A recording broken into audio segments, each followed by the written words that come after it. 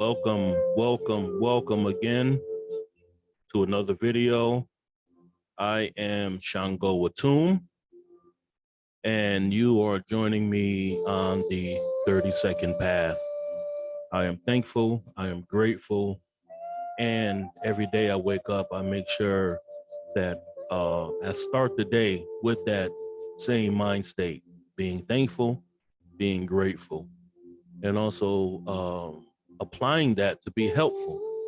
So that's the whole reason for being inspired to create some videos with some information that may be useful to somebody else. You know, we're all on a path of searching, and that's what we are. That's what's going to propel us to a higher state of evolution. So this video, I titled it The Arcane Unfolding of Creation Within Kabbalah, or Kabbalah. The Arcane Unfolding of Creation Within Kabbalah. Kabbalah is an important system.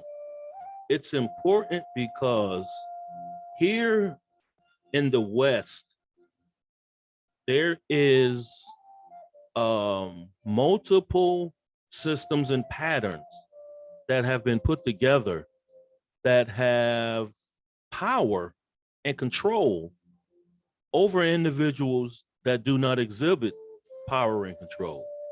And with these systems, Kabbalah being one, it is a system that can bind you into a reality that as an unconscious individual, you wouldn't even know that this exists. And 85% of the population doesn't know anything about Kabbalah. So with these systems here in the West, and as I stated, the Kabbalah being important is because this system is a mathematical system.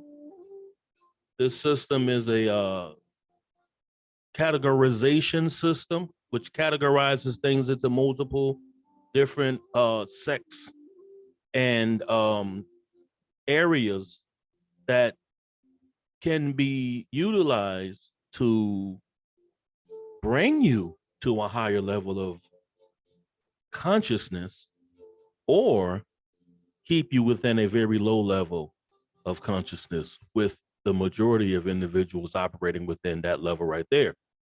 So Kabbalah is a system that can be mixed with multiple other systems for the purpose of experiencing divine creation within nature, within actually yourself. So Kabbalah is a practical, mystical system that is utilized by what has been utilized for many years by practicing magicians for the purpose of transforming matter into a usable form for their own purposes. So through this unfolding of creation, you begin to unfold the deeper understanding of yourself. So Kabbalah's actually just to give just to go in a little bit before I go into the presentation. Kabbalah is a system that was developed by multiple different philosophers, and I should say messianic philosophers, or Judaic or Hebraic philosophers. This is a system that has been used by Gnostic Christians, by Hermeticists, and Theosophists in the West. Like I said, this is a very important key system added to other key systems for Western magic, Western control of the self. And when I say magic, magic is meaning you are manipulating the elements within yourself for being for higher elevation, taking you to the next level of your evolution, which is a spiritual being, the higher activation of the divine within yourself. So, with that being said, I would like to open, and as I did here, as you'll see in the presentation here in the first slide, what I did, I just took a screenshot of this from the Mystical Kabbalah written by Franz Barden. Very important book to have within your library if you're interested in becoming a master of multiple systems for manipulating um, the materials that compose what's called you. So, as he said here in the Mystical Kabbalah, and I thought it very important to add the thoughts of those who have studied and utilized this system. One thing about Kabbalah, it's a system that you must study. You must have you don't have to be proficient in speaking Hebrew to family, or having conversational Hebrew um, dialogue with people, but you do want to have a working understanding of Hebrew. You do want to have an understanding of the alphabets, and you do want to have an understanding of the numerical value that each Hebrew letter has. And that is important because when you do study and understand Kabbalah, you will come to understand that each numeric value of these letters will be applied to what's called the path of the tree of life. Also, there is hidden keys within this system. Kabbalah is a system that's not given direct. It's a very indirect system. It's a mystic system.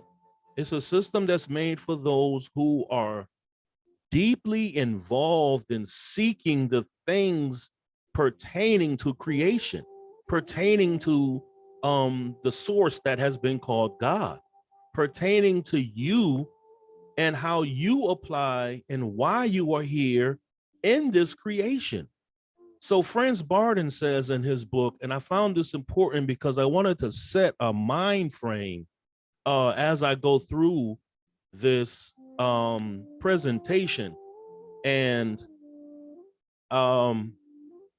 just have the mind frame of being open and understanding why would someone like myself want to even present information like this. So Franz Barden says in the Mystical Kabbalah, a very important part of the work of the masters is the concentration of the abstract ideas conceived by the logoidal consciousness. The logos, which we know is a Greek word, basically meaning higher mind, whose meditation gives birth to worlds and whose unfolding consciousness is evolution. I'm going to reread that right there. A very important part of the work of the masters is the concentration of the abstract ideas conceived by the logoidal consciousness. The logos, whose meditation gives birth to worlds and whose unfolding consciousness is evolution, conceives archetypal ideas out of the substance of the unmanifest, to use a metaphor where definition is impossible.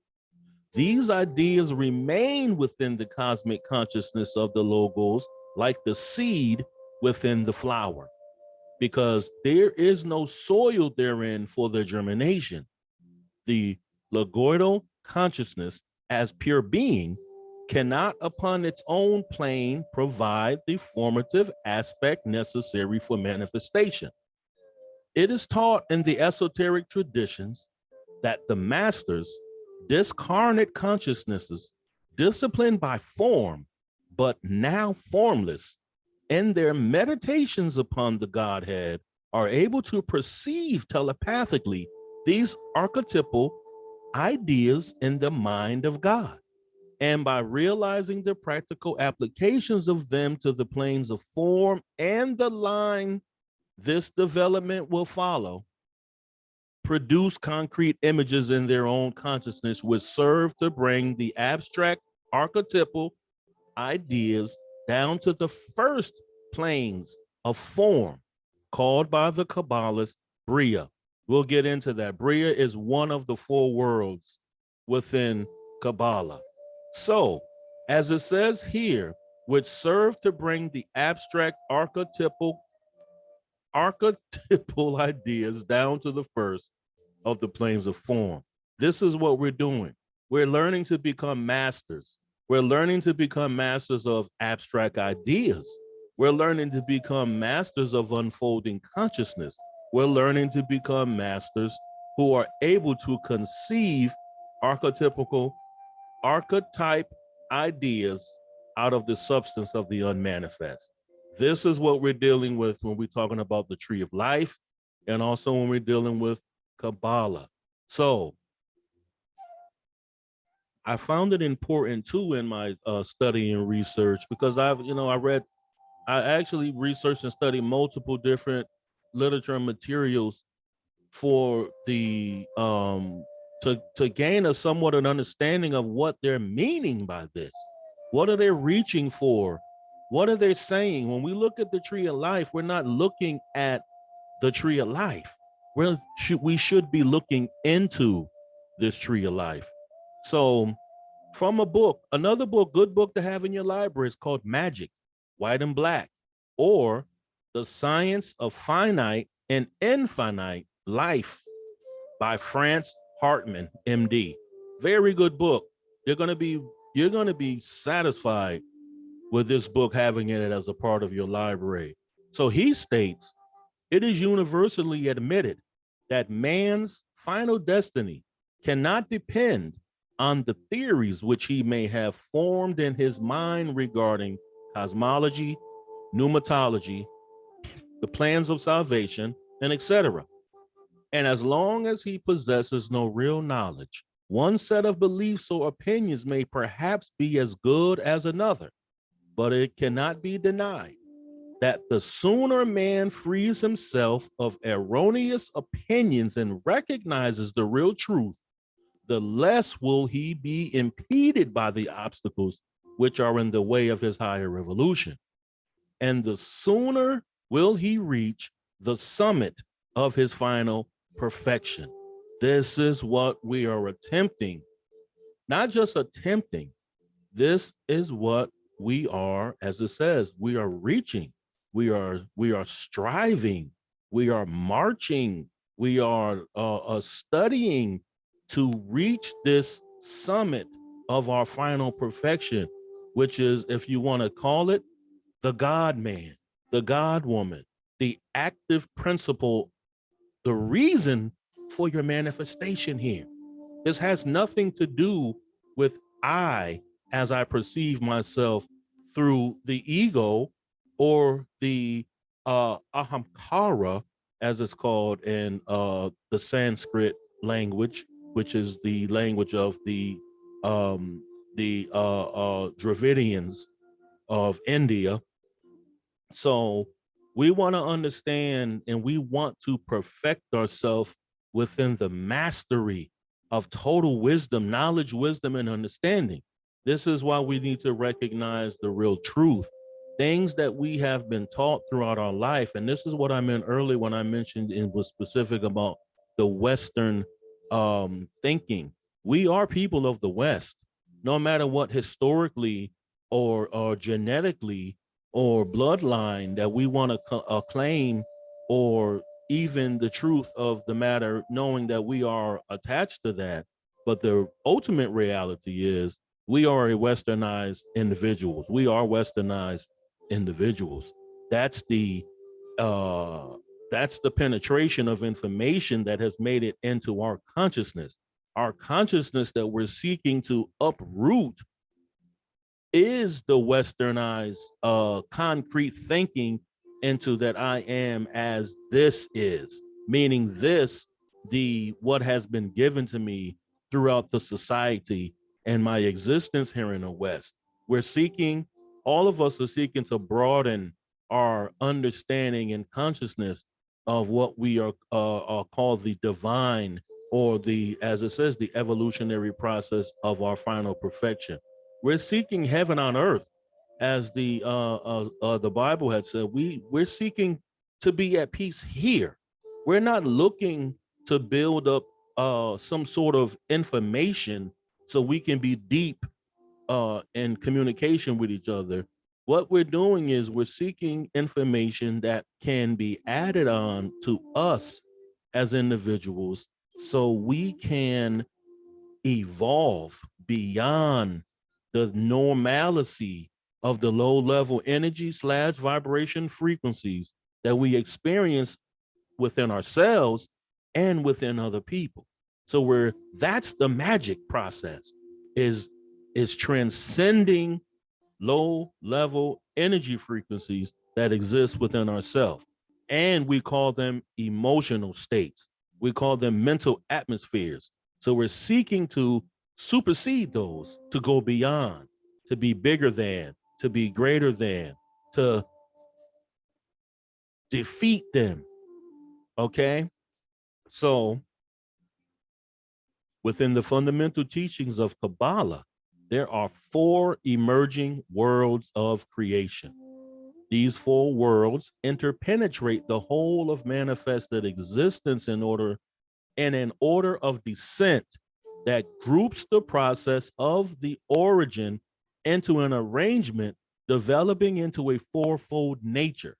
That development parallel concepts of the ingrained source. The ingrained source, as I stated here, is within the 4-fold nature. To explain what I just read and what I had wrote, everything that is within this ingrained source, within the origin. So when this process began, which had no beginning, this is something that we have to think. This is why I use the word arcane. This is why the words occult and esoteric and exoteric are used, because we want to be able to understand we're going in within the inward self. As he stated here, let me go back to this. Didn't Franz Barden, he mentions here that logos like the seed within the flower. The flower is also within the seed. The seed is within the flower. So they exist. Everything that's in the beginning exists within a beginning. So it becomes a unfolding of a nature that develop parallel concepts of the ingrained source. Okay. So through this divine frameworking, these worlds or universes develop distinguishing qualities and expressions differing from the previous emanation. And Absolute, which is the first world, and we'll touch on that. It is the world of emanation. And what made me interested in speaking about this is because we always speak about different worlds and universes. The universe that we live in is the 4th world, called Asaya. That's where we're at. We're not at the moment. A lot of us are not capable of escaping the world that we're in. And that world is Malkuth, the 10th spear upon the tree of life. This is the deeper understanding that we're seeking to gain by studying and researching into these things. This is a divine framework. This is an origin and an arrangement. We have to understand the origin of the arrangement. We have to understand what is this frameworking. So we say, we go into a different world, or we're going into meditation. Where are you going within these processes that you're saying? Where are you going in your meditation? Are you going into the mind? Even the mind is source. and it operates under a form of arrangement. So it takes a process for you to get there. So as I continue to say, through a divine framework and with working these worlds or universes develop distinguishing qualities. This is what the tree of life is.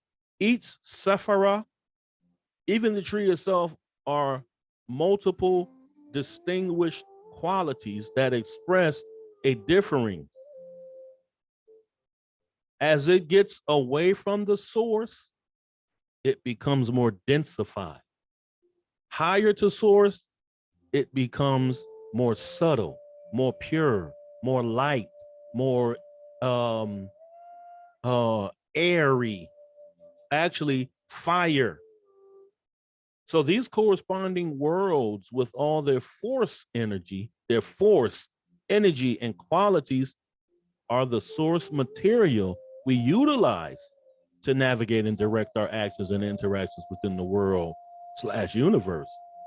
This is what we use in whatever process we call a magic, meditation, whatever. We're utilizing the forces, the energies, and the qualities of creation. So this source material was found through discovering the symbols and language of Kabbalah by deep inward meditation and pondering upon said symbols, connecting the root, trunk, branch, and fruit of the worlds to our inward existence as will, mind, heart, and body of our divine nature. See, this is the important thing that we need to understand. We are actually a divine entity. We are truly alien to this existence. And we have been mentally washed of the reality. And that's also a process of densification. As we came from the higher world of subtle form, we came down to the world of matter. And by becoming into this transformation, we've become forgetful. That's a process. That's a part of the developing arrangement as we have become a working entity here. Okay, so let's move on. Through this unfolding process, cosmic patterns, and I put in italics, frequencies, are duplicated into more denser forms of the source. This is what I mean, as it emanates from what we say downward. And as I'm going to try my best to show you that it's not a descending, as it says, it's descending, but it's really not. It's a coming forth from within. You see how we have to change the frequency of our thinking and how we perceive the things that we read. We have to reread and read and read and read to understand what's written in between the lines. So through this unfolding process, this process is cosmic patterns, as I said, and cosmic patterns are nothing but frequencies. And they're duplicated into more denser forms of the source, radiating from Atziluth. And as I said, Atziluth is the uppermost divine world of emanation, on downward to the lowest universe, Asaya, which is the world of action. Okay.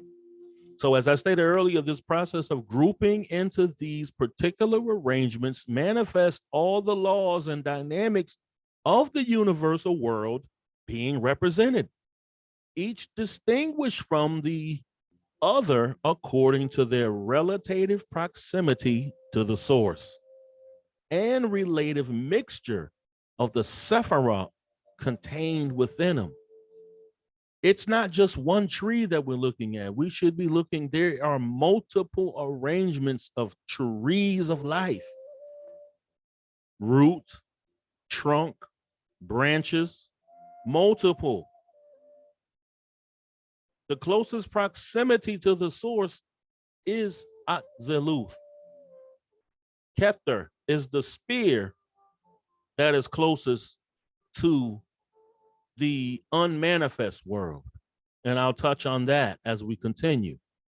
This unmanifest world, or the Ein Sof, is the God that we have become to not know.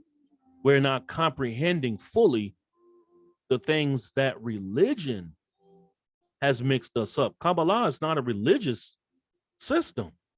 Kabbalah is a scientific system based off of cosmology, based off of truth, based off of understanding and realizing the patterns in these frequencies that have been duplicated. So you are given a glimpse into pure absolute divinity, expanding into distinct qualities, expressing the whole of existence. And I said, as it fell through the levels of densification. It hasn't fallen anywhere, but that's the language. That's the way that it has been interpreted into the language of English. Because that, as I stated, our westernized mind understands this language here. So that is where a lot of the problems come from, is in the interpretations, because a lot of Hebrew words are not just easily defined just as a word. They're defined as an action that takes place within reality, an action that takes place that we see and experience, but we have to go deeper to go to the internal study of where this action and display is coming from. We have to begin to go deeper and deeper into self to understand these laws and dynamics that are at play. Okay, so let's go a little bit deeper here. So according to Kabbalah, according to the Kabbalah, I should say, according to the unwritten Kabbalah tradition, because there's a written tradition and there's an unwritten tradition of Kabbalah, meaning that you would become a student of a teacher, and this teacher will begin to teach you these esoteric stories, this esoteric lessons for the reason creation is, and you would have to continue your study for like 40 years to understand what I just said. According to Kabbalah tradition, the reason for creation is because God desired to know God. And I purposely wrote it like this. There is no O as it is like that in our English language. So it wouldn't be, so the word God would not be written as that. That's why they have God, or the source of creation, has manifested self. And we have to go through these processes of saying self and describing God as man or woman, or the actions through the language that we have. So a quote that I took from the book of Concealed Mystery, which is called the Sephira Zenota, the Znota. There's the Zohar, has multiple different books. This is something that you should look into, and I touch upon that slightly as we go on, as we go through this, about the Zohar. Like I said, Kabbalah is a system, and just to go back into it before I go on, around the 12th century, you had pre-Kabbalistic ideas that were existent within the areas of Spain by the called Sephardi or Sephardic Jews. These individuals studied this, operated with this practice, and this wasn't common amongst everybody. Everybody didn't practice Kabbalah. This was a mystical system. A lot of these systems you had to become initiated into. This is no different than it was the system of yoga. Yoga is not just the process of going into a pose. The poses of yoga are called asanas. Asanas are only one of the 8 limbs of Kabbalah, of yoga. There are 8 limbs of yoga, and the asanas are one particular process or one particular tool that can be used within yoga for evolution to a higher state of being. Okay, so within this book, which is called Book of Concealed Mystery, it states, for before there was equilibrium, continents beheld not countenance. This is, those words right there is what you get when you use the mystical system of Kabbalah to understand the processes of our creation and our interaction with it through a divine source, which is what we call God. So right now, I'm going to take a moment and let's go to the book that everybody hates because of the way that it was utilized, the Bible. Let's go see what this says. In the beginning, God created the heaven and the earth. And the earth was without form and void, and darkness was upon the face of the deep, and the Spirit of God moved upon the face of the waters. And God said, let there be light, and there was light. This, one thing you have to understand, another process of Kabbalah is it comes from the Bible. The first 5 books of the Bible is called the Pentateuch.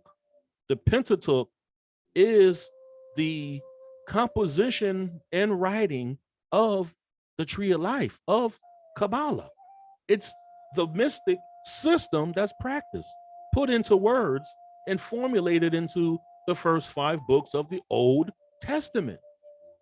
This is why the majority of churches, they only utilize the New Testament, which they don't understand the new because they definitely don't have an understanding of the old.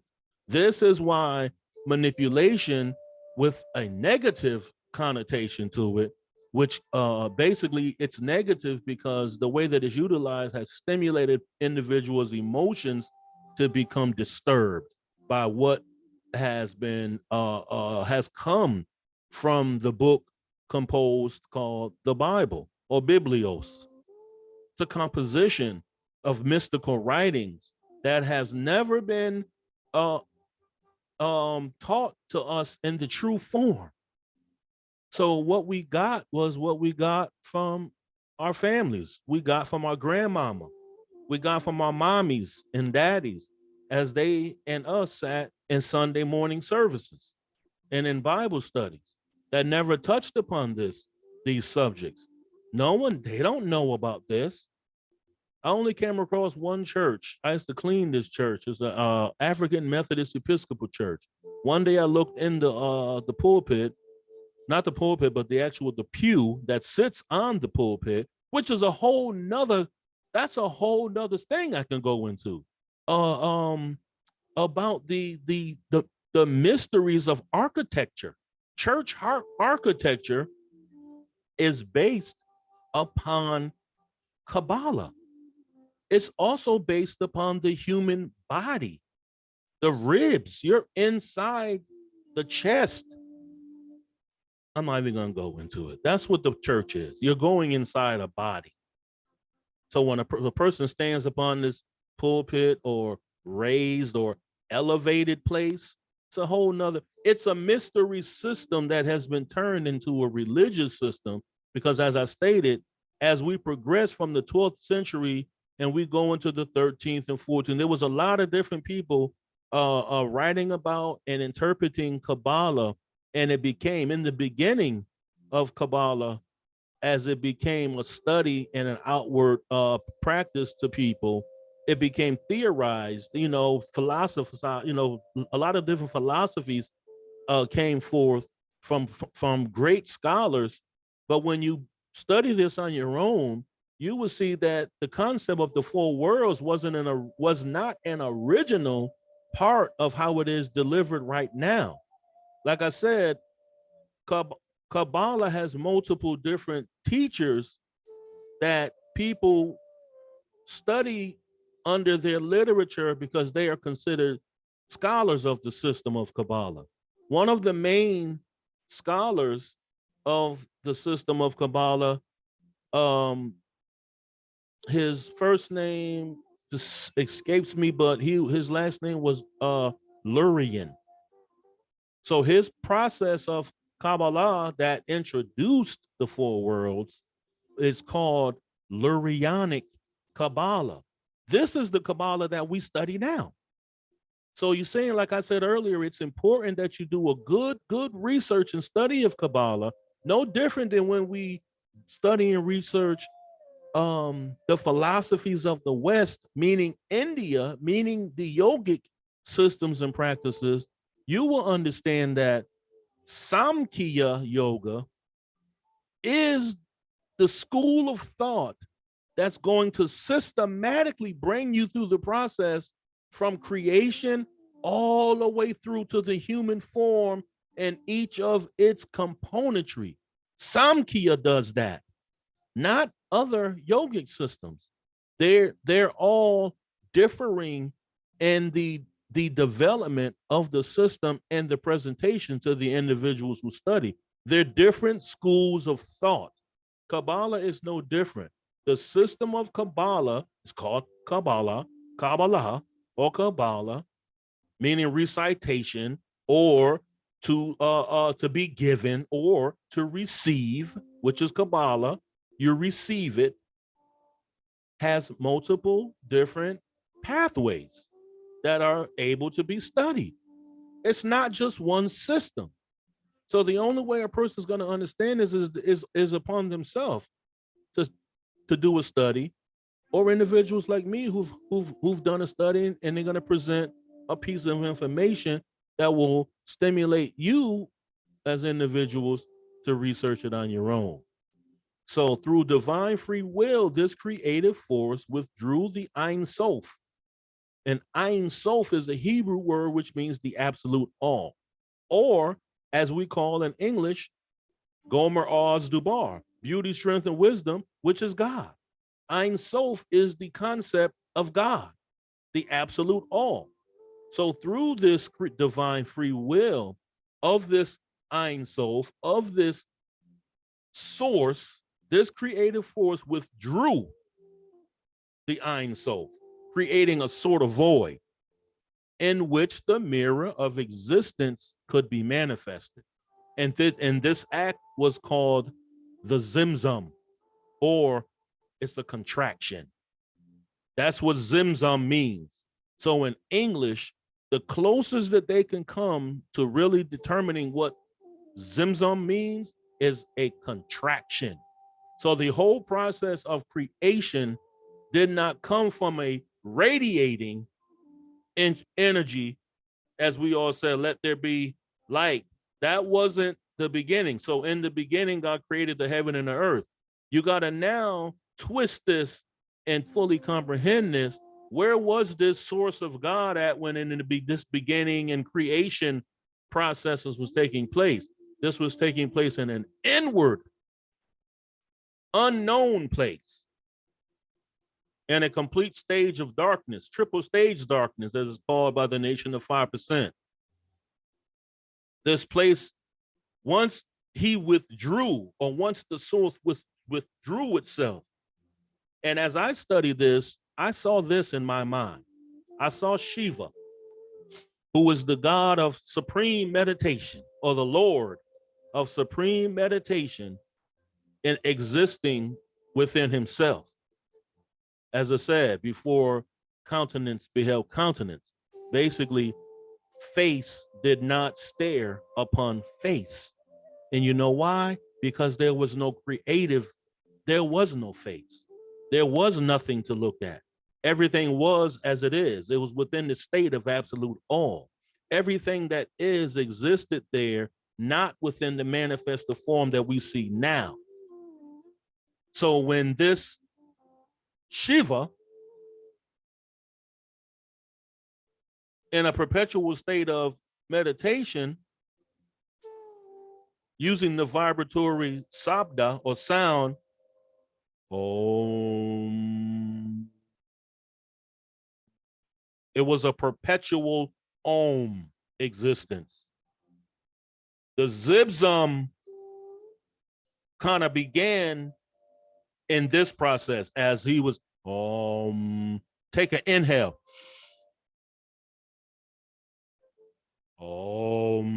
The next stage. That's kind of the visualization that I had within my mind. It was the contraction.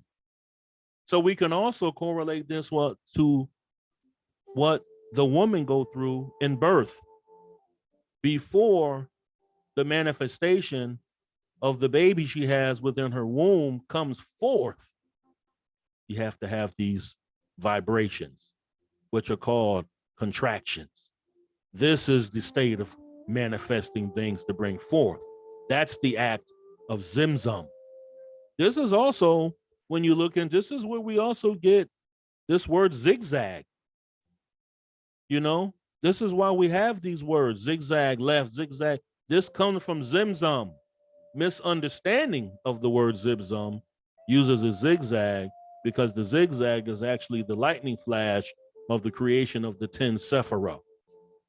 So this contraction within this divine darkened womb in this state before equilibrium is where this manifestation come forth. Okay. So before I go into this, I speak a little bit about the Zohar right here, but before I go into that, I want to show an image because it'll probably bring this Zimzum and it'll bring the Ein Sof and all of this more into a greater understanding. So this image right here, if I could, okay, nope, I'm not going to say I'm having difficulties. I'm just not doing it correctly. Okay, now what I went too small. This right here, and I added these words upon it to make it better understanding. This is Hebrew. These are Hebrew words. This is Ein, always from right to left with Hebrew. Ein, Sof. Okay, that's what this is. You see this darkness? This here is Ein. This is the no thing. This is beyond existence right here. This is where, as I stated earlier, well, where was God when he created it? It's the so-called, so forth, this a plane of existence that before there was heaven and before there was earth. Where was this at? This was in the Ein. It was in a place beyond existence. This was in a place that there was no thing there. Nothing existed that could be defined.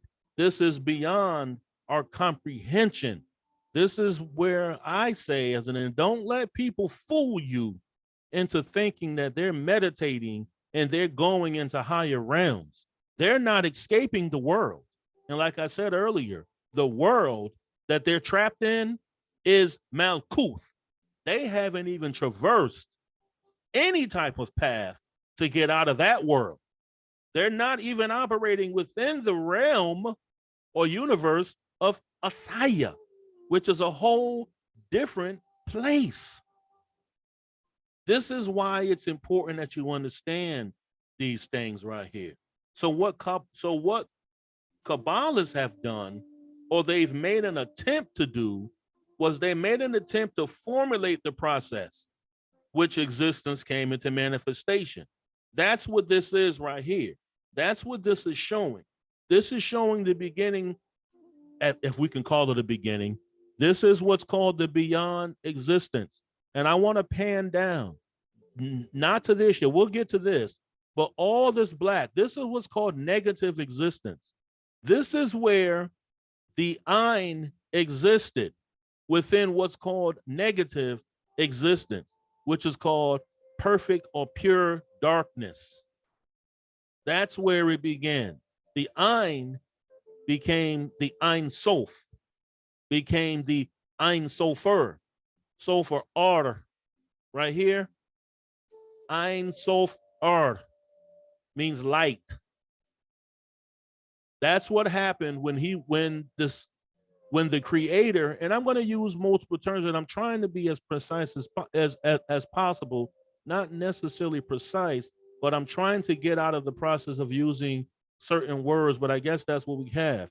God existed within the plane of nothingness, and it really wasn't nothingness. See, this is where science they get confused, and they say, well, out of nothing came. You can't get something from nothing. You can't get something from no thing. You have to have everything existing in a state of negative existence, meaning that it's it's no way to define it. That's why I said they try to formulate Kabbalists.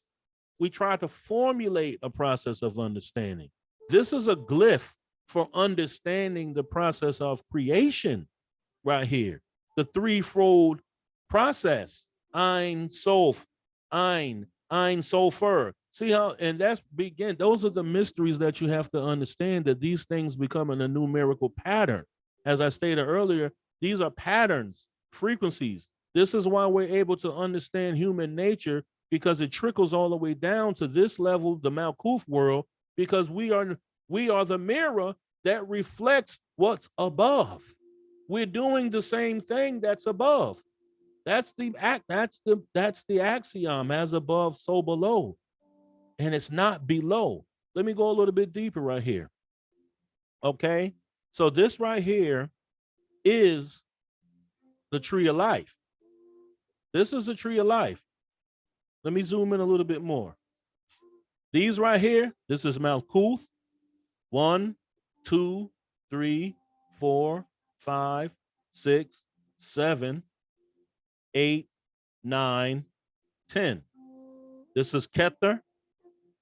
These are each sphere within this process of emanation coming from the center. This center, and I have some images early that I'll show, and they're called concentric circles. This is a pattern of nature right here. This part, this divine light, this is the Ein Sofer. This is the light. There's the lesser light, the divine light, whatever. There's multiple names that they have right here. And those who've studied Kabbalah, know there's multiple names. This beam of light or beam of divine will is the depiction of what they said happened when the Ein went into this contraction or into this black dot right here, meaning that all of this, of course, is black. But what it did, like I said, and went back into it. When that happened, a beam of light pierced through there. That's why this is here. This is the flaming. This is the light that surrounds the darkness. This is where they get this "and let there be light" from. This is the depiction of a Kabbalist attempting to show you. So when I said earlier, the Zimzum contraction, that's here. It's just down here because actually what you're looking at is something that's coming outward from the inward. So it's not a down process. It's an inward process coming outwardly, manifesting itself into multiple levels of form. Okay?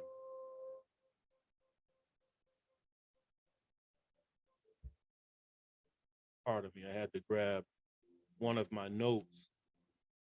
So, as I stated here, when you look at this, you will see that this starts to become more clear the more you study these things, the more understanding you will get from the symbolism of these images. So this is the Ein Sof, as I stated before. This is Keter. This is Chokmah. This is Bina. This sphere is Chesed or Chesed. Then we have Gebura. Then we have Tippereth. Then we have Netzach. Then we go on, we keep going to Had, Yasad, and Malkuth. This is the foundation. This right here is called Kav. This Kav is divine light. This is the beam of divine light. Okay? So it says, I have some notes. Let me get to it here. It says all contract to leave. Okay, let me see, where is it at? Okay. Mystics have never ceased to attempt such schemes or to find them useful. In the version shown here, the Ein and Ein Sof of absolute nothing and all contract to leave a void in which the divine will manifests 10 divine attributes. These are, of course, 10 divine attributes that I just read. These are the Sephirah. This divine will created this divine light from this void. It's not necessarily a void. It just pulled, the only way you can really do it, it just pulled everything in it and then it gave it all back. Not even like how we purposely do something. It wasn't a purposeful, it was purposeful, but it was not a preconceived reason for doing it. And as they said earlier, if it was, the preconceived reason is for God to know himself, to see himself. So it's just nothing but you looking into the mirror, looking at yourself perpetually and seeing within yourself all the aspects and attributes that you have within you. Okay? Stemming from this divine center, this place of nothingness, or beyond the existence of what we know, because this is the beginning process of what's called creation, coming forth from this negative existence, withdrawing into himself, going into a deeper state of meditative process. And this right here is the mystery of what you must do to elevate, to evolve. You must go into yourself. You don't look at yourself outwardly until you finish looking at yourself and correcting and perfecting yourself inwardly. Now you can, of course, do it all together, which is perfect because all things work together for the good of the one. Okay? So hopefully I gave a somewhat of a good understanding of, as I wanted to explain a little bit, this divine free will, this creative force that withdrew this Ein Sof, or the absolute all, creating sort of void. And through that void, this is where the process of the 10 Sephirah came from. Okay? So as I spoke earlier, and I used this quote here too, because I found, and I use multiple quotes because it brings everything together of what I'm saying, and it makes it, and it makes it easy for understanding. Because me myself, I can be long-winded and I can keep trying to explain something over and over, and the more that I do that, you lose the understanding.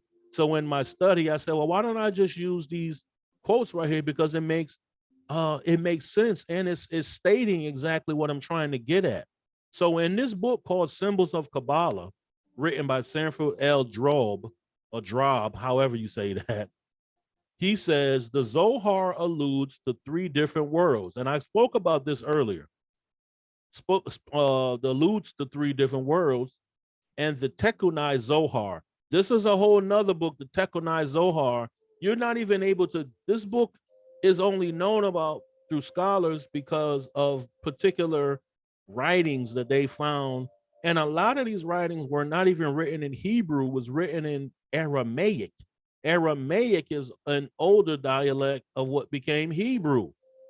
So through these parchments, in particular writings that they found, one was called the Tekunai Zohar, and this speaks of the emanation of God's 10 Sephirah into the realms of Atziluth, Bariah, Yetzirah, and Asaya without explicitly calling the latter worlds, because they were considering these to be emanations.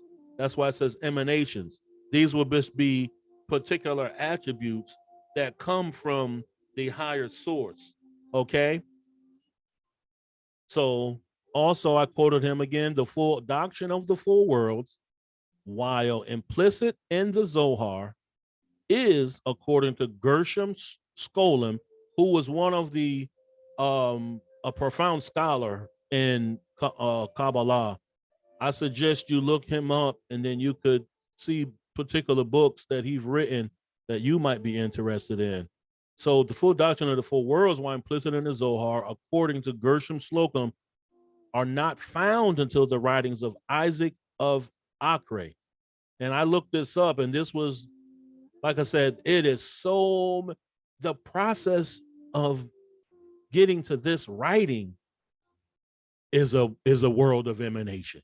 It's a world of going from the top to the bottom. So much unfolding has taken place in this. So coming to the process of the four worlds coming into adoption started with this individual, Isaac of Acre.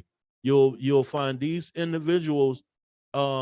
He was actually arrested because, like I said, the Kabbalah was a mystic system, and when things started to become religious, this individual during the 1400s, these individuals, he was cast out with the kicking out of the Sephardi Jews out of Spain during 1492 when Columbus sailed the ocean blue. And also a lot of them were kicked out again when the Mamluk, the Islamic ruler, who have the name slips my mind, also when they conquered the Islamic world, conquered the Christian world, they kicked a lot of the Jews out as well, and they made it illegal for you to actually study and practice these particular systems because it didn't fit into the religious format. So this individual and the anonymous Mesachet Atziluth, where four worlds are spoken of as corresponding to each of the four letters of the Tetragrammaton, God's name. The Tetragrammaton is the Yod He Vav He. Yahovah is a divine name, which is really not a name. It's actually they are actually depicting elements of earth, air, fire, and water that are a part of the what you can say is the nature of the God, which are the primordial elements that matter have been composed of. And it goes even deeper because, like I said, we're composed of a lot of the physical, the subtle, there's subtle forms of earth, air, fire, and water that you can only experience these within these particular meditative realms that you can go into once you have perfected the process of going into these type of meditations. Okay. So you have these four worlds: Atziluth, Bariah, Yetzirah, and Asaya. Okay. So I have another note right here. Well, actually, let me go to this next slide.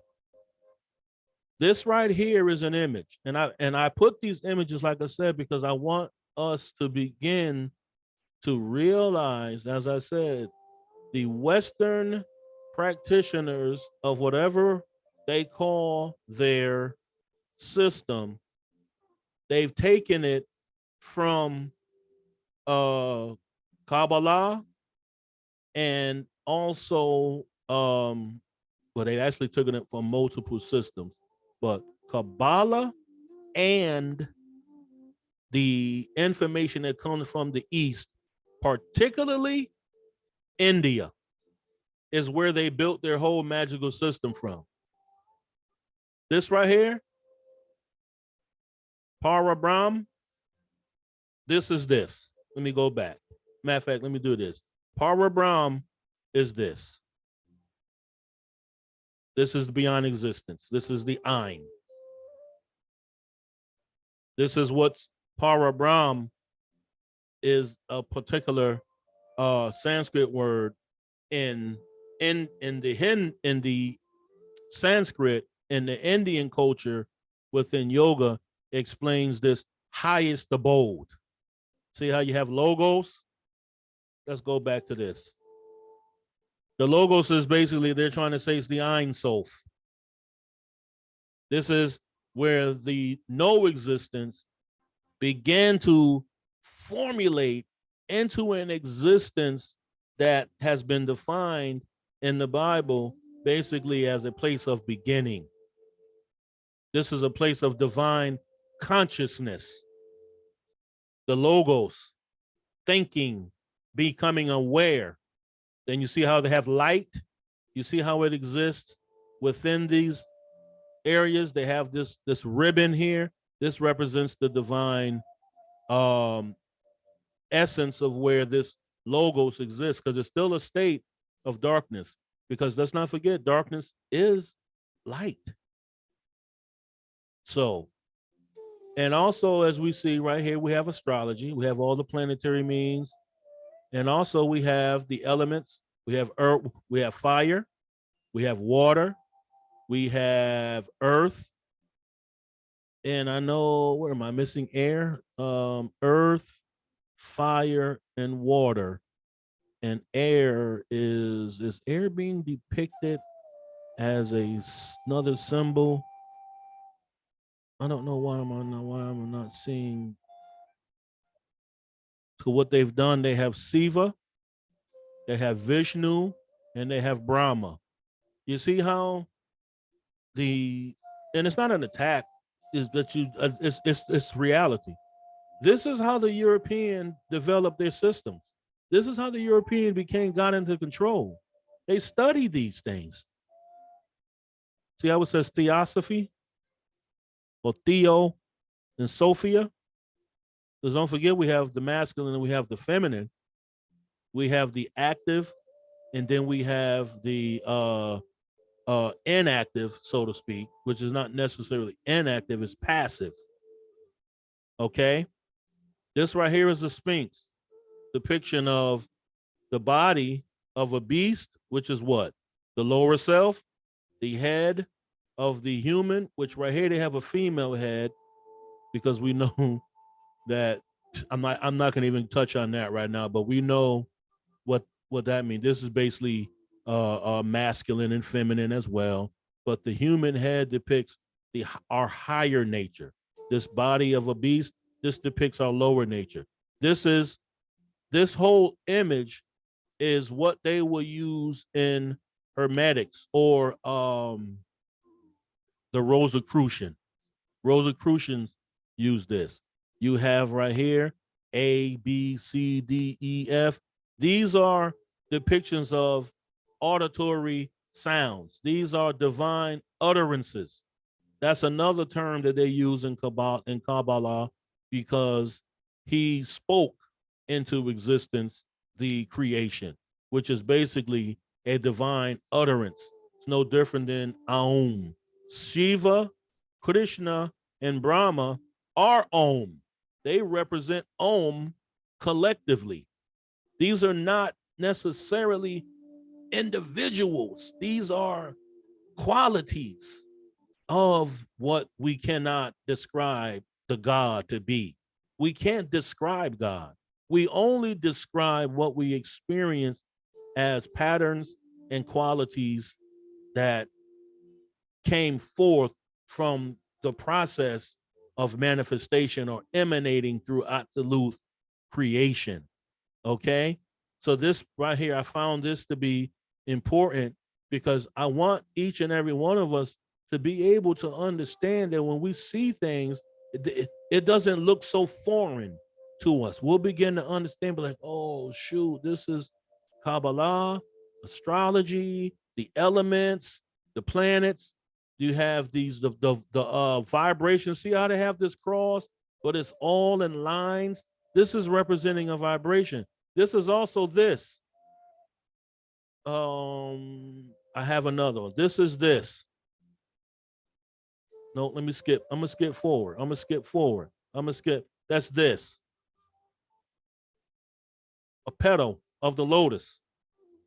And I put these here because these are recursive fractal patterns. These are patterns that are found throughout nature representing the patterns of this, differing frequencies of the Ein Sof coming into this process of creating these four worlds for before there was equilibrium. And we know this is when you read this, for before there was equilibrium, countenance beheld not countenance. This is telling you right here that because before as the process of the four worlds were creating, the Sephira were created as well. That's what created the equilibrium, the pillars of the tree of life. Okay? So this is why we have to understand this from an arcane or an occult perspective, because the true meaning of what they're saying is totally hidden. They're not giving it to you straightforward. Okay? So let's take a look at another form, right? Let's take another look. Let's take a look at this, because this is another image that has the actual, let me turn it sideways. I know there's a way for me to, there we go. We have these. We have right here is the activity of the four worlds as they have manifested. We have right here, let me zoom it in. This is the first world or emanation. And see how we have, I'll touch this later, but the pillar of mercy, we have the pillar of clemency, and this is the pillar of severity. Okay? So before face stared upon face, or continents beheld continents, meant or manifesting into this equilibrium, there was this right up here, which they don't show on this. We know that this is the Ein Sof, Ein Sofer. The what became Kether came from this here pattern. What became Kether is a manifestation of a conglomerate of the Ein and Ein Sof and so forth and so forth. Okay, what came out of that first emanation or first manifestation into this world is Atzilut. Multiple ways that the spell. Sometimes this is spelled Bria. This is spelled Baraya. This word Atzilut actually means emanation. Okay, so and Atzilut is not fully realized. This is a divine world. This is a pure world. So as you see right here, does have a line. This line shows you the swooping or encircling of the Sephira that exists within this sphere or this world or this atmosphere. And if you look, this is a womb. Okay? So within this Atzilut, you have Kether, Chokmah, which is Shokmah, and you also have Bina. See, earlier I mentioned how you have to have an understanding of Hebrew to get into each of these. This is Aleph. This is the first letter of the Hebrew alphabet, which it goes in correspondence. It leads you from the crown. This is when they get into Christian and pray and they put a crown upon my head and all of it. This is the beginning manifestation, the first pure divine manifestation of what has become known as the Godhead. Okay, so right here in this pillar of clemency, we now traverse the pathway of the first path, Aleph, to get to Hokmah, which is the path of wisdom. Then you have the Bina, the understanding. So we know that this is the divine mother and the divine father. This goes so much. There's so many layers into this. I will not be able to touch it all in just this one video. Okay? But this is the lightning flash. The lightning flash starts here, and then it boom, it hits the pillar of mercy. Then it traverses over the pillar of clemency, and then it heads into the pillar of severity. This side that I'm using it, the Sevilla, this is the first Sephirah of what has become the tree of life. So get back to what I'm saying about Atziluth.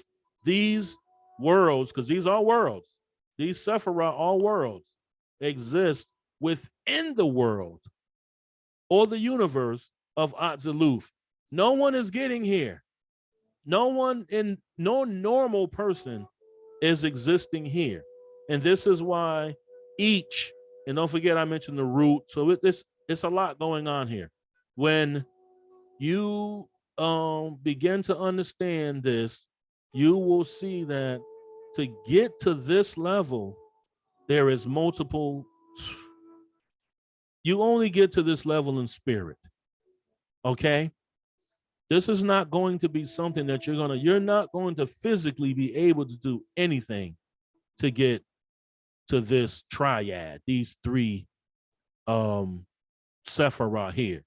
But also we have encompassed within there, we have Da'at, which is the sphere of knowledge. They call this the non-Sephirah. But what I observed, look how it's inside of here. This is a womb. See how this divine knowledge, this is something, this is a divine, this is almost to the point where trying to explain it, you unexplain it. Because everybody has so much to say about Da'at. You have individuals that think they're capable of receiving this divine knowledge from here. This here particular sphere is basically, this is the sun center. This is where you obtain this knowledge. This knowledge is what's obtained in the spiritual world, meaning that you are not even physical no more. This is when you return back to here through your physical self dying. You carry this knowledge with you of all of this. This is what we lose as we come down to here.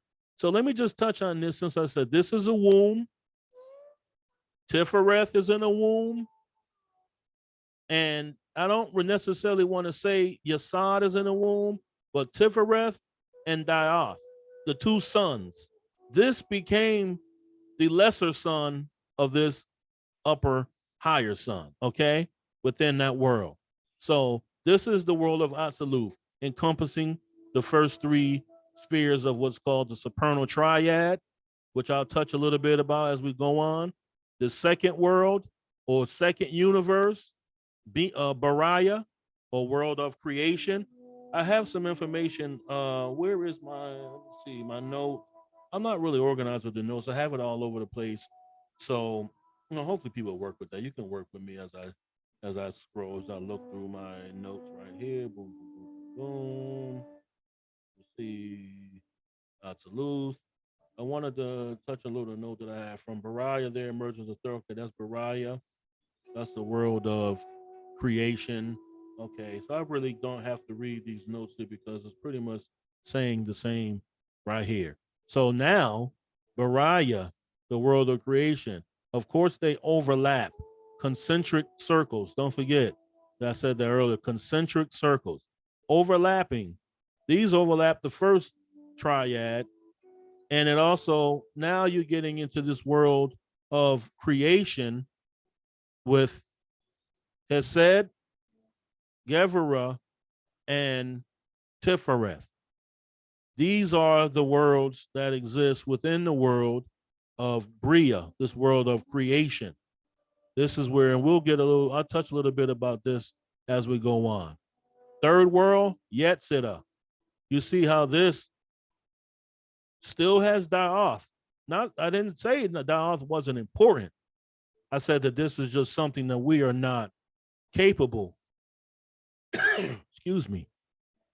We're not fully capable of getting or obtaining anything from here.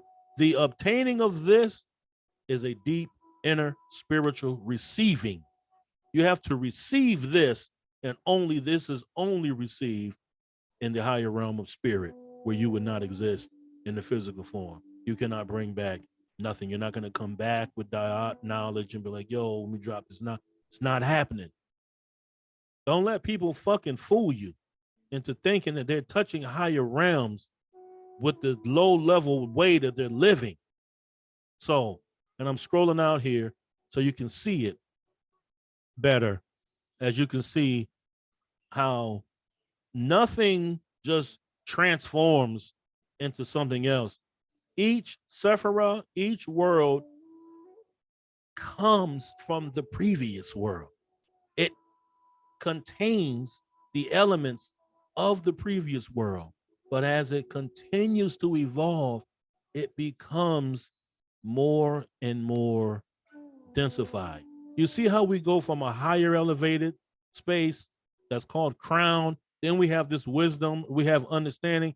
These are divine. See how intellect is in this pathway? These are divine entities right here. These are divine qualities.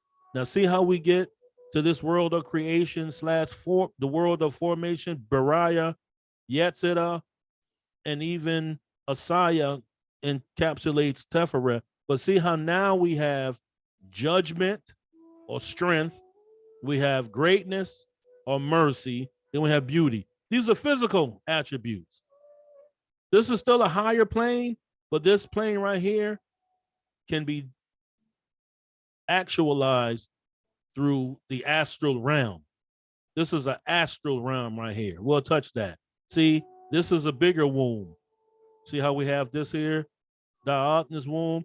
This is a womb as well. These are wombs. These are realms. These are darkness. These are places of birth. Let's touch now the fourth world, last world, world of action, world of matter, world of where we are at. Malkuth, Yasad, Had, Netzah, Tefereth. This is right here, basically. Malkuth is where we're at. This is the 32nd path right here. I'm going to make a video going just straight in about this path, the path of Resh, Saturn, the underworld, all of that. Everything down here is what you call the underworld, the overworld. This is collectively, this is the metaverse. This is what they're trying to emulate with technology. They're trying to imitate this process right here. Okay? And also right here, this is a body. This represents in the spiritual realm, occult, esoteric world, whatever word you want to use in the arcane study. These worlds represent the body. This world, Yetzirah, represents the mind. This is the astral. These we can touch. These we can get into these realms with deep, deep inner work and meditation. Okay?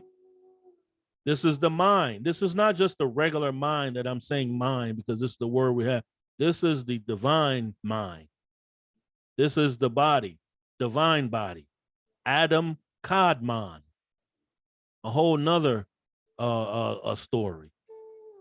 Malkuth is the world that we're seeking to elevate from so we can experience the much greater world of Asaya by traversing these paths to get to Yasad. Yasad is the foundation. Without a strong foundation, how are you building the kingdom?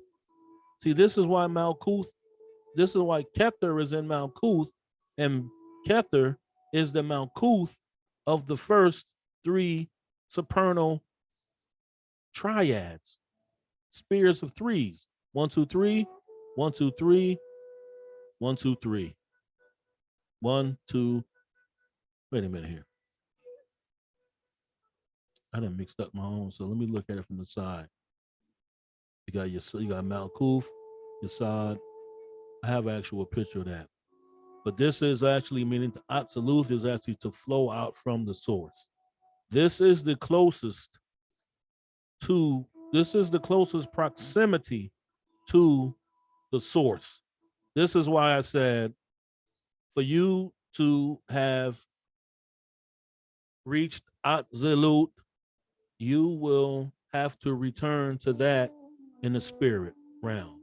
You are not going to be bringing that back to anybody to teach it. But also, as I read in the beginning, you have these, what they're calling ascended masters. These ascended masters are dealing with this Yetzirah. This is where the formulation of all these ideas of spiritual higher dwellings come from. You see, you have to be very wise into understanding why it became a development such as this. Let me turn this back this way and zoom it in. Okay. Also, these four worlds, as I stated earlier, represent Yad, He, Va, He. Yahovah, Yadhovah, Yadhovah, God, falsely called Jehovah. There's no J, Yad. Each one of these represent, it's like I said, this video can go so much. Each one of these have a numeric value. Yad in this realm represents fire. He represents air in the world of Bria. See, these are the components of the opposites, the components of qualities that are usable for our magical, excuse me, for our practices of utilization within the magic world. That's why the elements are so important. But these, as it pertains to these higher realms or worlds or universes, these are higher levels of fire. These are subtle forms. Air, Va, water, earth. Whenever you see these now, you could also add these. Yad, He, Vad, He. You can use, these are all vibratory frequencies. These are divine emanations. These words, you can use Yod now with your firework. You can also use the root. This is the root of the tree. The tree grows from the top down. If we want to now if we now want to go from up to down and down to up, the trunk comes from the root. We know that the root exists within the Ein Sof, so on and so forth. The trunk of the tree is this spiritual realm right here. Basically, it's encompassing this whole area. As you now look at it, you have 1, 2, 3, 4, 5, 6 spheres. This is the 7th sphere, 8th sphere, 9th sphere, 10th sphere. You always have to go back up. This is actually, in some systems, they consider this to be a 0 or a cipher. The Ein is designated as a 0, the beginning point, because you cannot get 10. You have to be, all the numbers have to be recycled back into Keter, and 1 comes from the unity of all numbers, which is the cipher or 0. It's not complex, but you have to really study and get a better understanding of what's happening. This is the branch of the tree of life, and this is the fruit. These are the things that we see. This is the realm of us knowing, the realm of us not knowing, of what we think we know. See this path? as we come from Tifereth, Lamed, this here is a whole nother story. You have Netzada, travels the path of action. Reverberation, Hod, travels back across to the pillar of clemency. And then it continues to go down the 32nd path into Malkuth, or the kingdom, the earth realm, the lowest level that we are. This is where we exist. This is the realm where we are right now. This is the spiritual realm of our physical existence. It is still a spiritual realm. It's just lower. It's just densified. We have to search to get. As you notice, Malkuth, excuse me, is set off from the rest of the Sephirah. You can see how it's connected by these paths, but it's set off. This is where we are totally separated from the higher realm of the upper worlds. Okay? So we went through this. Okay, sorry about that. Oh, I'm actually supposed to be pressing the button. I'm going haywire here. Okay. So this is an infinite regression creating a recursive fractal pattern. I put this here because I wanted to go through that and explain that somewhat. But now we got these different, this is the essence, which is the Ein Sof, which is, you see how now we get to essence, because there's no way that we're actually explaining these. Now we have the Aleph, which is the first letter of the alphabet, the Ein, no thing concealed or oneness. And this upper world is the upper world of transcendence. This world is difficult to understand. This light, this is why it's called the brighter light. You can't even look into this. And if you notice, let me see if I have this image as well. We'll go into that. We have, just drop that. We have the actual, I thought I had a picture of the actual veils.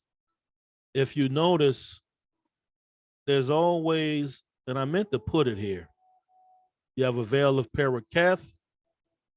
Then you also have another veil right here that separates Hokmah and Binah from right here. And then there's another, I'm forgetting the names. That's why now I feel like I should have put them here. But to even traverse these, if we want to look at it as a spiritual progression, there's, to go to these different upper realms, you're going to have to go through a veil. They're not easily accessible just by you spiritually and divinely contemplating to go there. There's points of deeper work that must be done that you can go behind the veil. This is the different where you get into the Bible when you talk about God made the firmaments to separate the night from the day. See, that's why Kabbalah is ended. This is where Kabbalah is based off. Never forget, in order to understand, to have a greater understanding and usage of Kabbalah, you need to have a greater understanding and usage of the Old Testament. Okay, you got to understand the Bible. You got to get over your hang-ups and emotional states about fucking with the Bible. Because if you choose to use particular magical practices that involve Kabbalah, you're gonna have to, especially when you're dealing with Abrahamic magic and particular systems, you're gonna have, there's prayers, there's angels, which come from which are utilized within this Abrahamic Hebrew Judaic system that's been misinterpreted through the process of what's now called religion. Okay. So these are the attributes that shine forth. These are the rays of the sun. The sun carries this information. This is what we call sun energy. They all come from they have the 10 Sephirah, which is our attributes. They have primary numbers. You have 22 letters of the Hebrew alphabet. This is Yod, something, revealed, plurality. So it begins to show, God begins to be defined for our understanding as it penetrates through the particular veils, which if you also don't want to use veil, then use prism. You have this divine light. This divine light is showing through these prisms, which are bending them into multiple colors, and these multiple different colors represent the attributes. The lower world of eminence. Okay.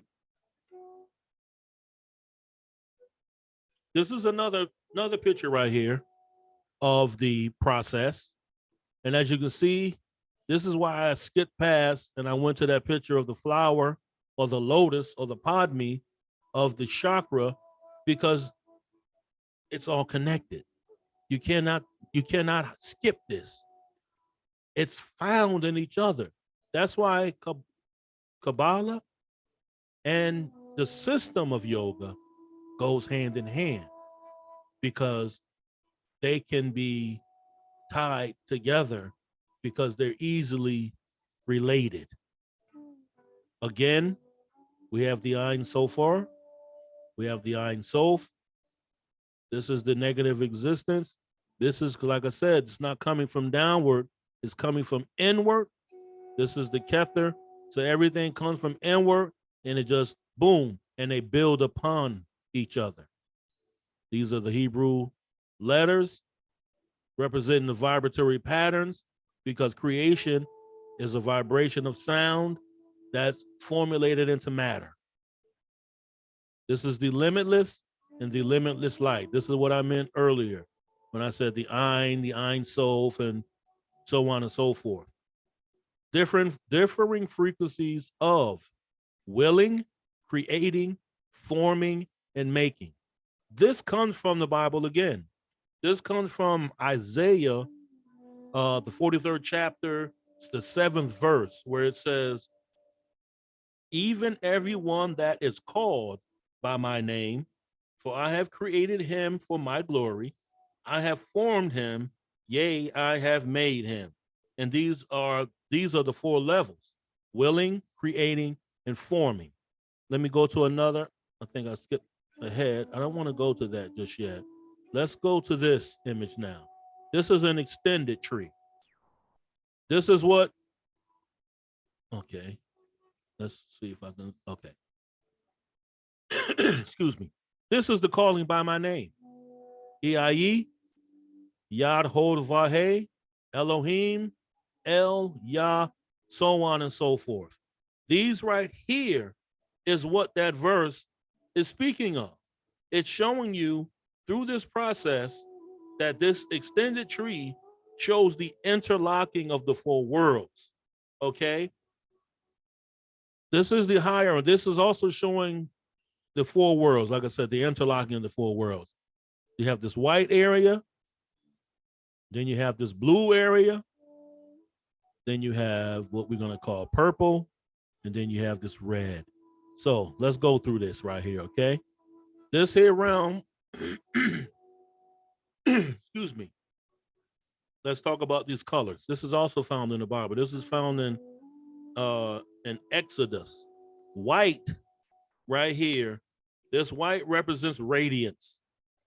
This represents the realm of absolute. This is why I said it's going to be difficult. And don't forget, each world has its own tree. Each Sephirah has its own tree of life. And the tree of life is it goes on and it goes on in a recursive pattern. From one pattern comes another pattern, comes another pattern. So once you begin to see this, This realm right here, this is the God realm. This is the manifestation. This tree manifests the divine attributes of what we call this God, okay? And the white, the realm, we could say the radiance. And blue in Bariah is this heavenly realm, okay? This is also the realm of spirit. This is where now you get into this angelic realm, the realm that pertains to different elemental spirits, because they are elements as well. Whether you want to consider them evil, as we have here in Samael, and it says cosmic. This is not evil as we've come to understand it. See how this providence, these are this is the structure of equilibrium. Okay, you have greater active spirits, you have greater passive spirits. Every spiritual system has that, from Yoruba to Kabbalah to the Shemhem Faresh. Okay, so this blue area represents the heavens. Now we're going down here. Now we're getting into the realm of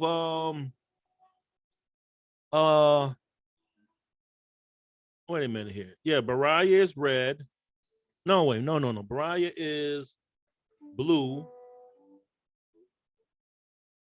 And wait a minute, did I just mix my own self up here? White for Atziluth, blue for Bariah, and also red or blood or earth for Asaya. This should be, I'm skipping one here. Bariah, wait a minute. Am I mixed up? Bariah, Yetzirah. Yetzirah is basically a bridge between the upper and the lower worlds. So this here, in this here scheme that we chose, this here, Yetzirah, pardon me for my losing my form of concentration. This is the realm of, this is an etheric realm right here. You see how now you begin to get, first let me go back here. Let me go back to this.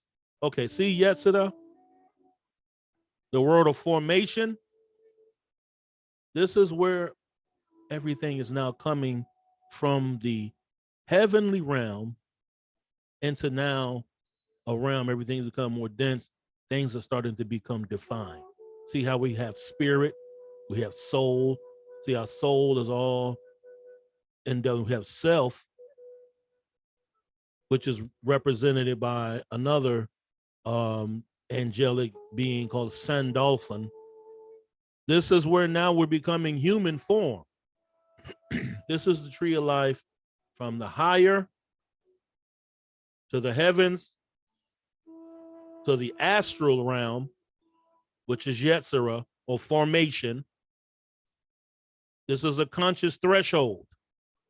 See how we have this passive psychobiological process frame, active psychobiological. This is what you will call, okay, I was just ready to say it, catabolic processes and anabolic processes. Now we're down to the red. This red is the earth realm. This is Asaya. This is what all of us, physical humans, animals, we have this. This is the process that we're now involved in. We have the central nervous system. We have our cyclic monitoring, autonomic nervous system. We have right here, this is the thing that's the nerves. We have the muscles right here, muscles, nerves, the organs. We have higher vegetable, which we know that we have, everything has a consciousness and all interacts. So this right here is a mystery system showing you the unity of all things within the created world of Asaya within Mount Kuth. This whole earth process, red, is Mount Kuth. Okay? This is where I had stated the mind earlier. Not just the regular mind, but the astral mind. higher mind. This right here is a heavenly realm.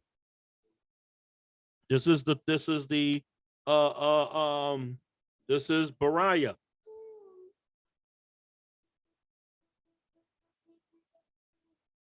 And I'm just taking a moment so everyone who chooses to watch the video can take a look and they can see.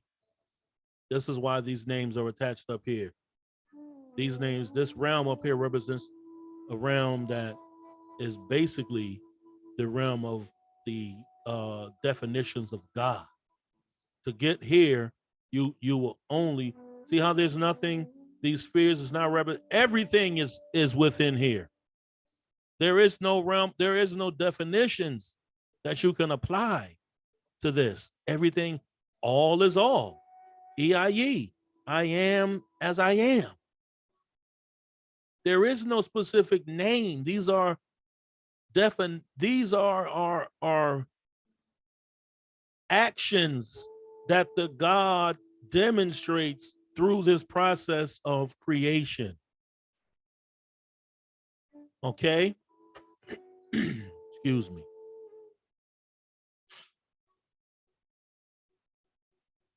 This again is that. So the willing creation through the will, the free will, he manifested or created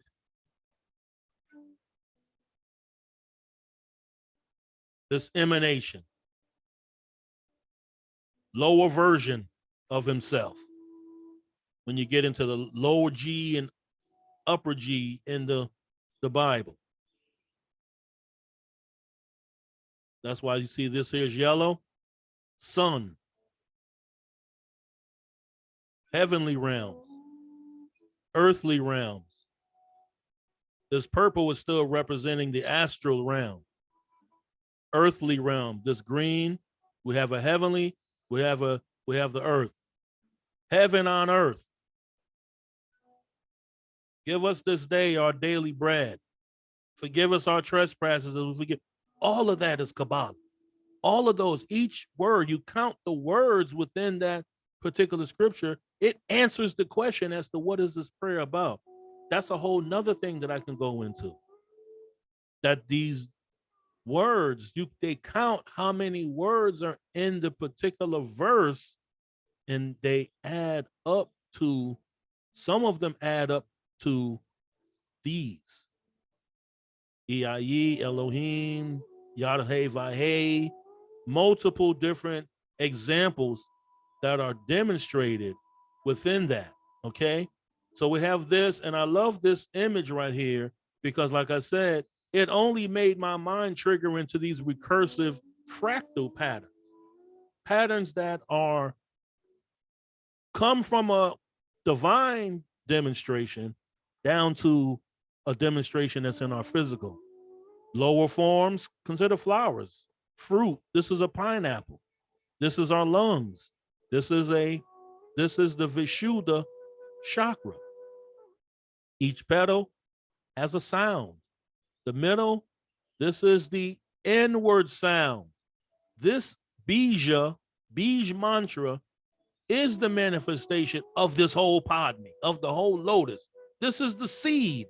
They call these the seed mantra. When you look at this here, the beginning of this plant started here. It started within this part right here, which was the seed. All of these, you can measure these, and they will all have a particular number that adds up to the comprehension of why the pineapple is a pineapple and why it has this. Each lung in these alveoli, these lower air sacs of the lungs, all have a particular number, have a particular form. This is a tree. This represents the trunk, the root, the branch, and the leaf, the fruit of the tree of life that exists within you. This is why the body of Adam Kadmon, the higher divine self of man and woman, correlates to the higher divine self within everything in existence. This is what I mentioned earlier about concentric circles, meaning that the common pattern of these circles all stem from a center. This is no different than this. These concentric circles, this is a concentric circle. So we're not, so you can't even let science fool you into thinking that it's creating anything new, because the reality of existence exists because of this higher force inwardly drawing all things within itself and then blowing it back out. This is why they call it divine wind. This is why Kabbalah demonstrates, the true Kabbalah demonstrates its process not by written form, but by verbal word, from what's called from mouth to ear. The divine utterance of things that are unseen and unheard from the unmanifested realm. This is the secret that they hide in Masonry, where you have this secret word that Hiram Abiff was accosted and murdered for, because they thought that they were able to utilize this particular word. And then through the story, this particular word was a code that will you could earn wages, meaning that it was conducive for earning something. So the whole story of Hiram Abiff within Masonry is nothing but another concentric story formulated to teach you creation and your connection with it as you exist here now. This is a higher run. That's why the master degree, which is a master mason, the third degree, is the sublime degree of masonry, which means that it's the higher spiritual level, not the 33rd degree. The 33rd degree is a working degree that you're invited into for, of course, a higher spiritual level, but it's not the highest degree.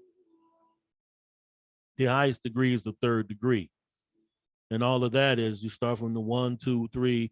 It's all a development of this same particular system.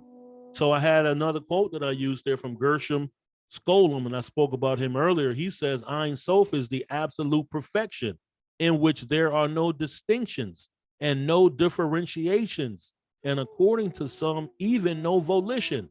It does not reveal itself in a way that makes knowledge of its nature possible, and it is not accessible even to the innermost thought. And this is the word, Haher Halev, is basically innermost thought. This is what I mean earlier. Don't let nobody fool you into thinking that they meditate into these higher realms, because it's not accessible. We've not perfected ourselves to this to be able, it's not even aligned like that here in the physical realm for you to reach this this pure sublime level of perfection here. When you reach that level, you're not here, period. So only through the finite nature of every existing thing, through the actual existence of creation itself, is it possible to deduce the existence of Ein Sof as the first infinite cause. So the process of the Ein Sof, which we went through here, if I can boil, I'm having a difficulty with this slide. This is the innermost, I'm not the innermost, but this is the, what does it say? The finite nature of everything through the actual existence of creation. This is the infinite cause. The infinite cause is the Ein. How can you explain something that's beyond existence? That is what they call the downfall of Malkuth right here. We're trying to explain elements of higher existence with a finite thinking. Finite cannot define the infinite or the infinite. That is where the problems all stem from. And that goes even further into the I, to the ego, which is the faulty workings of the EIE, I am as I am.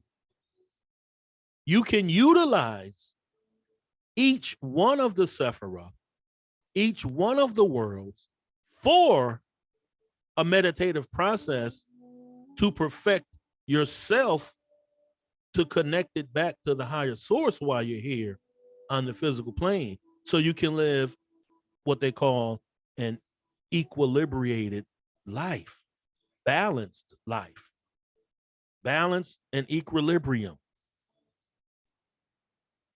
That's the way that you begin to live your life after you study these processes and these terms and these trees and these glyphs. The tree of life is a glyph that explains something deeper than what you see. It takes a process of going deeper into the inner self so you can begin to understand things that are outside of the self and beyond the self. Okay. As I stated earlier, and I took this again from the Mystical Kabbalah, which is an excellent book. This right here, of course, has the I, and this should now give you a better understanding from, that these Europeans, Germans, and whatever their nationalities is, the Europeans, they were into this deep. They show you the processes here.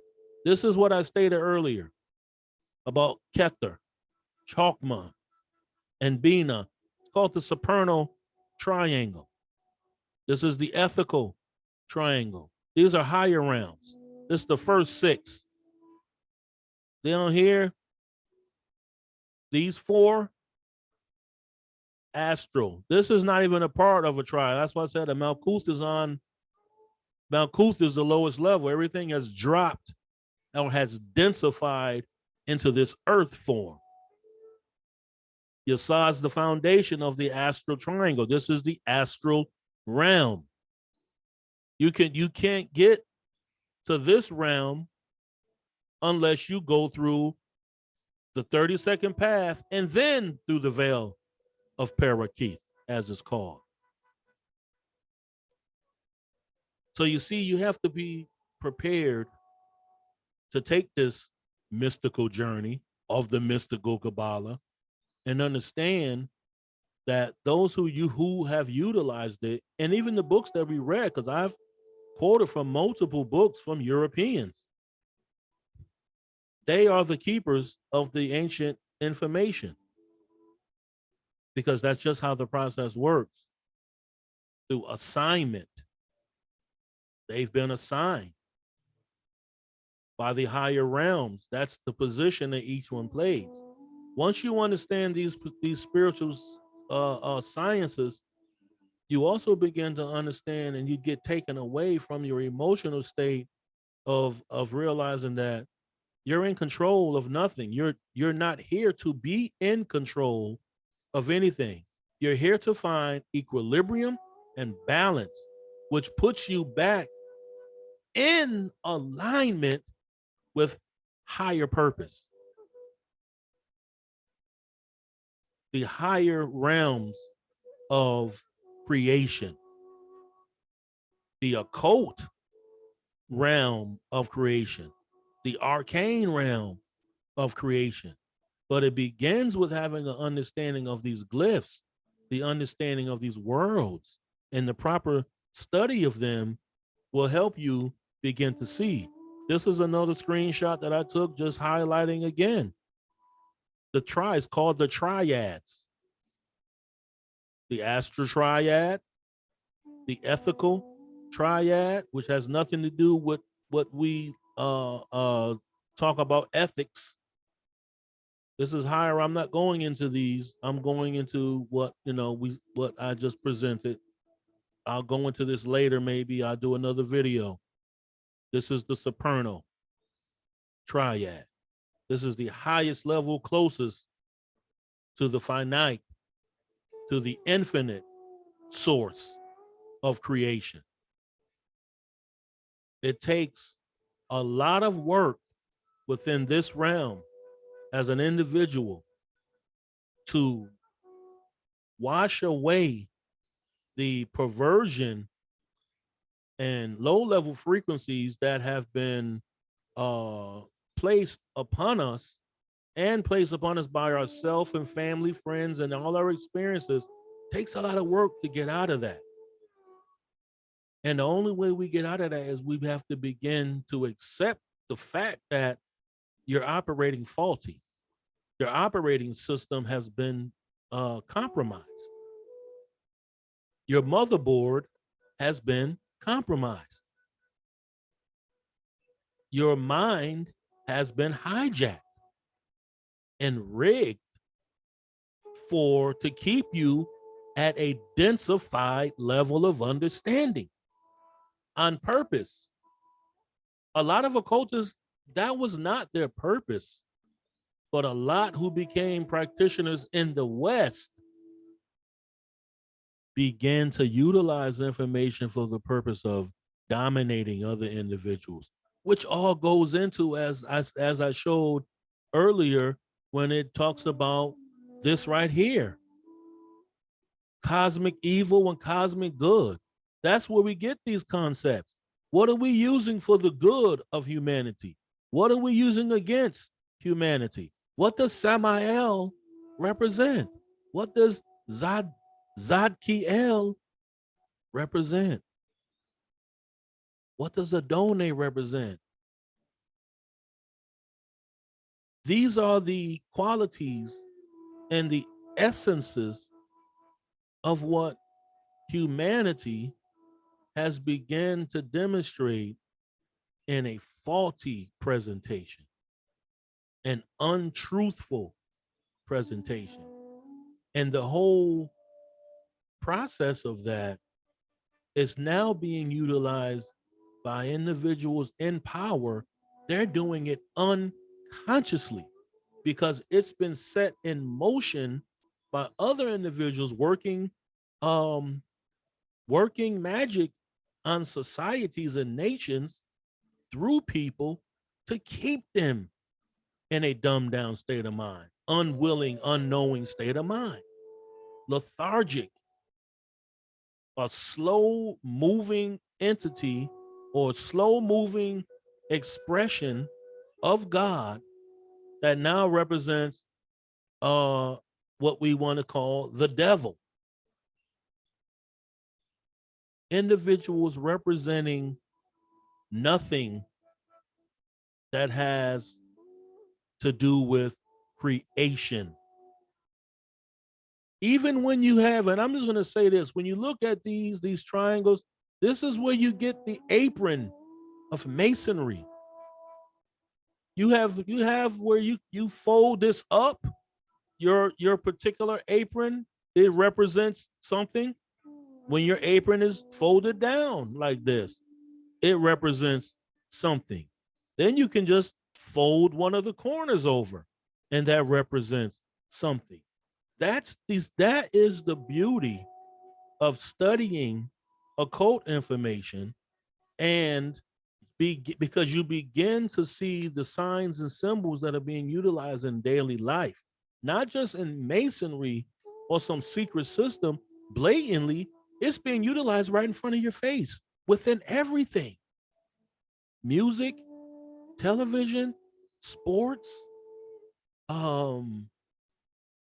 love making, sex.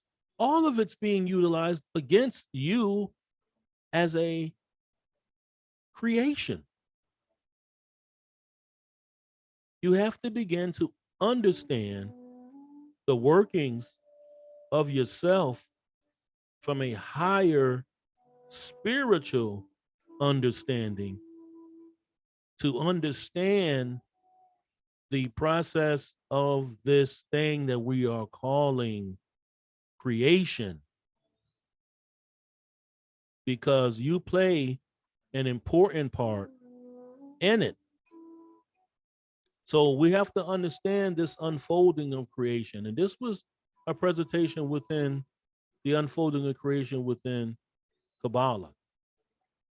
So with each and every one, I hope that I was able, I don't want to be hoping, but it will be um a beautiful experience if everyone